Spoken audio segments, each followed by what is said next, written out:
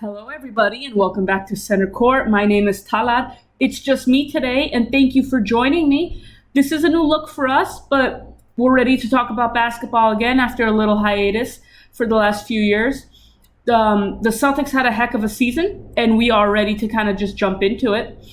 We had a fantastic end to the year, not so much beginning. Right, beginning of the season, everyone's calling Udoka, what are you doing? Who did Brad hire? What's happening to this roster? And then after the new year, you saw everything kind of switch around. It's a big testament to Coach Udoka and his staff. It's a big testament to the guys on this team. And listen, the playoffs weren't easy to watch as a fan, and it wasn't easy for them to get through, given it took them 2 Game 7s. There were a lot of turnovers. Those were their problems. And obviously we saw in the finals that fatigue and turnovers really, really did them in. And I wanted that title just as bad as anyone else. I've been watching every Celtics game since the 2008 season after they won. And I've been through the ups and downs, and I love this team no matter what. But it was obvious that it was going to be just a little above their heads this year, I think. I just don't think they were quite there yet. And I think they got tired. I think they kind of ran out of gas, which brings us to the new additions to this team. Malcolm Brogdon, Danilo Gallinari, very, very excited. Gallo is a big guy. He's a great shooter. He's been around the league for a while. And he's been rumored to be, associated with the Celtics for quite a while now. I know Danny Ainge always wanted to kind of find a way to get him on this roster. And obviously Malcolm Brogdon, if he can stay healthy, he is a 6'5" point guard. He is so great for you. You can just plug him in with Marcus and Jalen, and you're going to have such a great defensive unit there. He can really facilitate an offense. He can defensively hold it down. He's 29 years old, so he fits that timeline. He slides right in there with Derek White, too. The big thing for him is be healthy. If he can stay healthy, he's going to add such a massive boost to this team. And not a lot of people really remember watching him play. He was in Milwaukee for a while. He was in Indiana for the last few years. He had some injury issues, and now he's here. So, and Indy wasn't doing the best, so we weren't really able to see him play all that much, along with being hurt so much. So if Malcolm Brogdon can stay healthy, this is a fantastic addition to this team, and it didn't really cost anything other than guys at the end of the bench. And as far as Danilo Gallinari goes, he's 33 years old, which is not the youngest, but it's not that old either. And he's 6'10". He's a 6'10" shooter.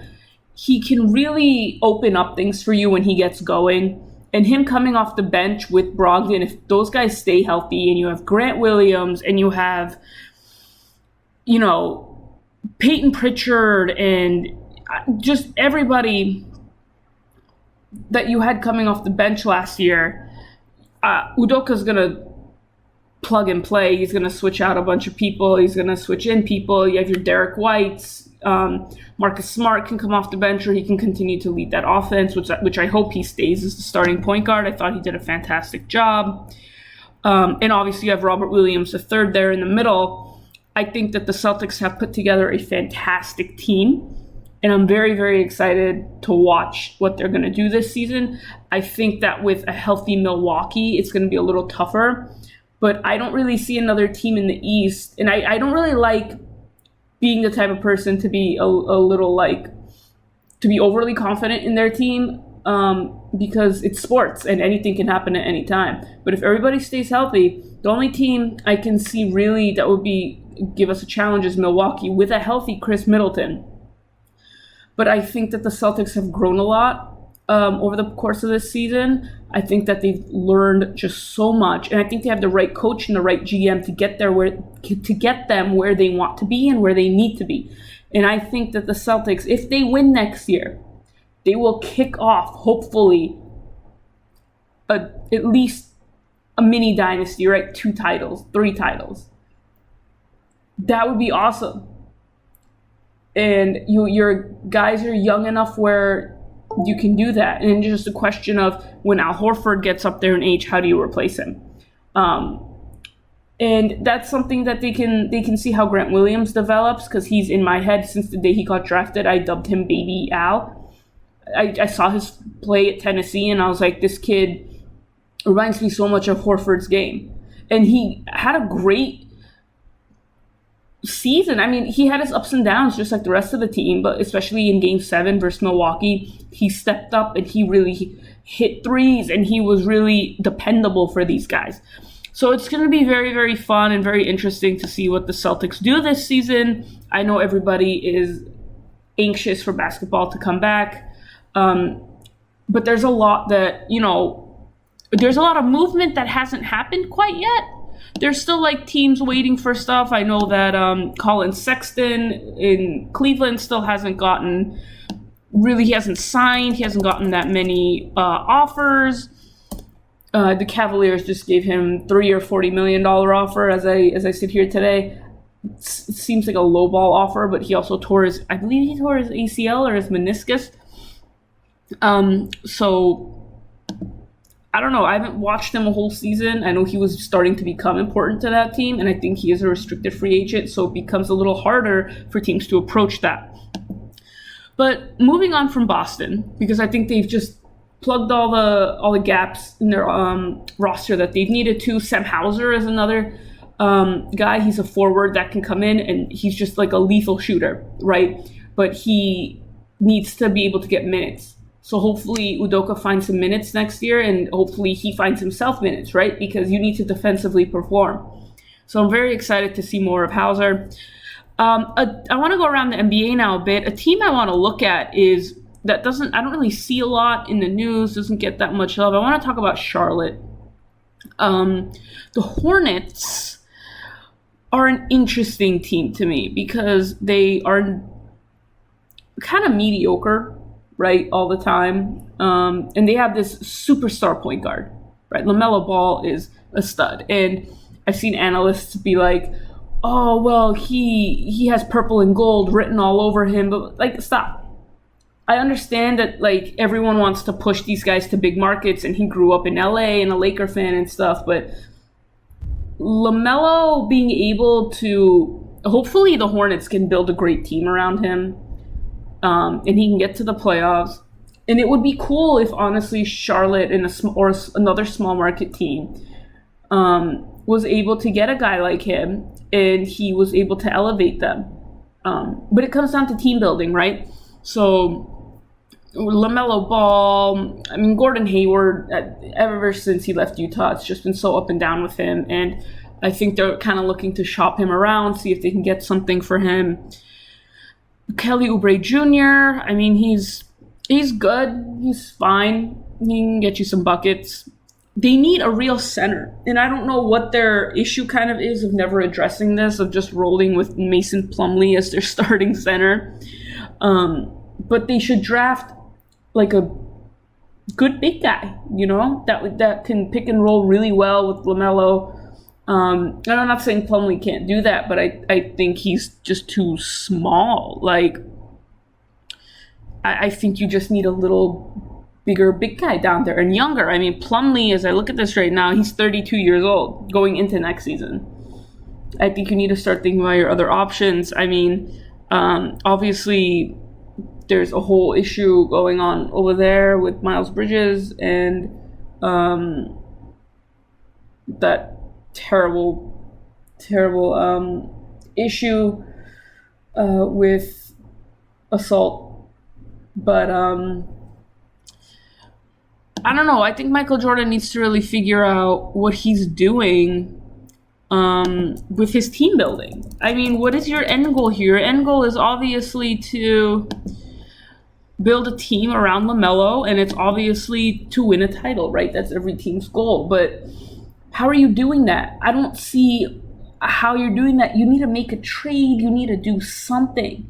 The Detroit Pistons have done a really cool job of building with Cade Cunningham, and now they've got Ivy that they drafted out of Purdue. Go Boilermakers.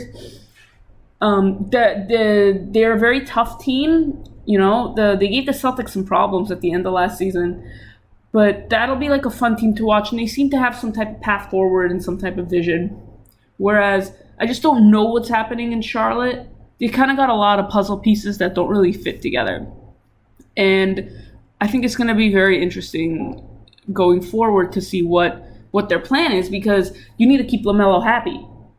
You have him for a while, but, you failed to make the playoffs 2 years in a row. You just made a coaching change, and that's great. But what type of personnel are you going to be able to give this coach?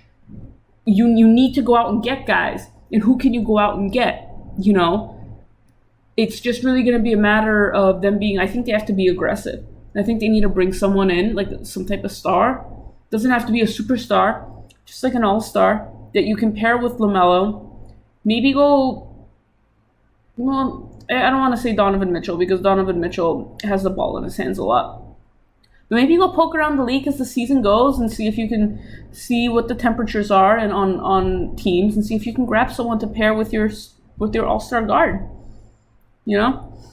I think that it's important that they keep him happy, and it's important that they compete. And I think making the playoffs this coming year is going to be important for Charlotte, not only for, obviously keeping LaMelo happy, but for team culture, for building, for organization building. Like, you want to be able to make those steps. You want to be able only at Vanguard, you're more than just an investor. Say, listen, we took this step this year, and now we can do second round next year, or we can go to the Eastern Conference Finals. Why not? But you have to make sure you're drafting well. You have to make sure you're picking up the right guys. I just think Charlotte's a very interesting case. We should keep our eyes on. Another interesting case, obviously, is the Knicks. Gave Jalen Brunson a $104 million contract. The Knicks are going to nick, right? That's just what they do in New York. I mean, I find it interesting. You pair him with RJ Barrett, and you have Mitchell Robinson, I believe, is your center. And he just signed a second contract, which is huge. Because that doesn't really happen with the Knicks. I don't think it's happened since like the 90s. So it looks like they're looking to build like a little young core there. And I'm really, really curious what it's going to look like for New York this year. I feel like New York, last season, the opening night, they had a really great electric game against the Celtics. And then obviously Kemba's knee gave out, and Fournier isn't what people thought he was. And, the Celtics fans could have told you that. I don't know. I don't know what's going to happen. It's such a interesting league. The Knicks could end up being competitive. Who knows? Like, it's just there's such a reason that we play these games, and that reason is that people surprise you, and that team surprise you, and that Thibodeau is still there, and you have a point guard that you paid a lot of money for now, who is going to come in and hopefully play like he did in the playoffs, and someone who can play off RJ Barrett really well, who can play off Mitchell Robinson really well, and can get you those wins that you're looking for, and maybe sneak into at least the play-in, right? If the Knicks can make the play-in, I think they're happy with that step because it shows that they're moving forward, right? So who knows? Maybe we see Charlotte and the Knicks in the play-in next year. That's really going to depend on what moves the Hornets make. I haven't really seen many, if any, actually. But given their circumstances, it doesn't surprise me. There are other things that they have to deal with there. Moving on, I do want to talk about the Lakers. And I know everybody talks about the Lakers, and it's like nonstop on TV, and it's just all anybody can ever talk about, right? It's like, why don't you talk about the Pacers? Why don't you ever talk about the Pistons or the Bulls or literally anyone else, or Oklahoma City or like these other markets, or Utah? Like, I'm talking about the Lakers because you just got to talk about the Lakers as far as just right now, the position that they're in. You have Russell Westbrook on this $47 million deal throughout this year, and I think they're going to try to make it work. I think Kyrie saying he only wants to go to the Lakers, play with LeBron. Listen, I understand. LeBron was the only one who could, like, for lack of a better term, like reel him in, right, when they were in Cleveland. But I think that was before Kyrie really started to kind of find his own self more, so to speak, figure himself out, if you will. I don't think Laker fans know exactly the issue when you get Kyrie. I know there are a lot of them on Twitter being like, oh, well, we're just going to wait for Kyrie and we can just swap Westbrook and blah, blah. The Nets, why would the Nets want Russell Westbrook? They're both leaving after this season. It doesn't really matter. Unless you attach the 27 and 29 draft picks. If I'm the Nets, I don't understand why I would do that. And the Lakers would want Joe Harris. Why, if I'm Brooklyn, would I give you Joe Harris? Why am I going to help you in that regard? Westbrook's leaving after this season. He's leaving the Lakers. If Brooklyn wants him next season, they can just go out and get him for cheaper than trading for him. I think if they're going to trade Kyrie, they want to trade him for pieces that would be here under contract for more long term, at least 2 years, let's say, or for more draft capital. Having Kyrie on your team is very frustrating, and it can be very exciting at times because he's a magician with the basketball, but it can also be super annoying because he'll find a reason to sit out, or he's going to get injured, and he's approaching 30. And I know last year he kind of sat out a lot because given his vaccination status and everything, but I don't think it's far-fetched to say that I don't think he's going to play a full season in the NBA for the rest of the time that he's there. I think something's going to pop up all the time, And I saw it in Boston. There was always, some reason he was annoyed. There was always something bothering him. He didn't like the young guys. He wanted the spotlight on him. This and this and that. I just don't know what his temperament would be in LA, even if LeBron is there. And I don't think LeBron is going to come back to the Lakers. I think this is LeBron's last season with the Lakers. I think that's it. I could be wrong. He could turn around and be like, AD is still there. Let's run it back. Let's try it again. I don't know when Bronny enters the league. I know that he wants to play where Bronny plays, but I think it might be next draft. So where is he? He's 17 now. So yeah. So I think 2 years, right? So he has to do a year of college, or G League. Although I don't know when the high school thing kicks in, right? Because I think you can go from the league from high school to the league. You can do that again, I think, starting pretty soon.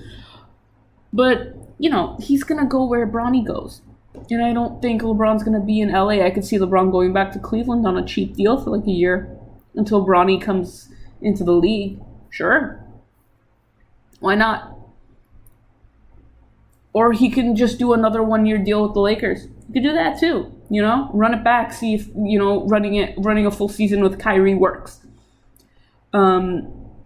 But I don't think the roster additions the Lakers have made are gonna necessarily do much for them this season. I could be wrong. I just, I look around and I see Lonnie Walker, and that's great, and Lonnie Walker's a good piece. And Juan Toscano Anderson, which is awesome, because anyone in the Warriors system is always nice to, pick up. But I don't know how any of their young pieces really fit here. I don't know if there's a rhyme or reason. I feel like the Lakers are just running out and being like, all right, we were too old last year, now let's get really young. But how does this all fit together? I think the Lakers can make the play-in next season. I don't know if they're going to be able to get very far in the playoffs. I just think you have too many good teams there. And Minnesota's one, which is going to be fascinating. I'm very curious to see how Gobert and Anthony Towns work together. It's that Twin Tower thing that they did in Houston with Sampson and Olajuwon way back when, and it worked and it was great. But in a league where you have guard dominant, how does that work? Where Gobert isn't exactly like a sharpshooter, although Towns is. So Towns can spread the floor and Gobert can stay close to the basket for a rebound. I guess we're gonna see how it pans out. It was fun seeing the Wolves this season. I was rooting for them to beat the Grizzlies.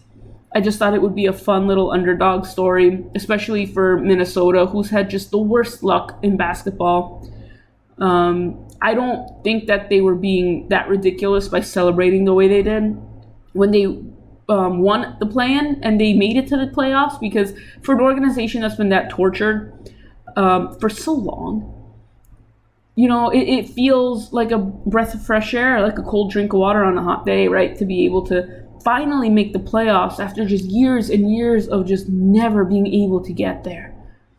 So yeah, I was happy for them. And I hope that we see more good basketball from Minnesota next year. We're going to see what happens with this trade and all that stuff that they gave for Gobert. And I hope it pans out. And I hope Gobert's a great piece for them. But the two big man approach is a very interesting one to take going into the 2023 season when it's been such like a guard heavy type of league, right? And so as we move forward, we're going to stick in the West, and I want to talk about Phoenix. So the Suns, as we all know, had that horribly disappointing Game 7 against Luka Doncic and the Dallas Mavericks. They were just unorganized, undisciplined. I know that their owner, Sarver, is having a lot of issues legally right now. I think that that's something the NBA really needs to look into, because I think that he is not a good owner. And I think that he has a lot of problems. I don't like him. I don't care for him. I think he needs to get kicked out. But as far as what happened to the Suns last season, I don't understand. I don't think anyone really knows why they collapsed the way they did. I did hear that it was some type of like inner turmoil in the locker room before the game or something. But you just had a team that went to the finals last year, and this is why it's so important to be focused all the time, because you're never guaranteed, right? And then they get kicked out in like the second round of the playoffs this year. And Mikal Bridges this year was a Defensive Player of the Year candidate. Chris Paul and Devin Booker were still doing great things.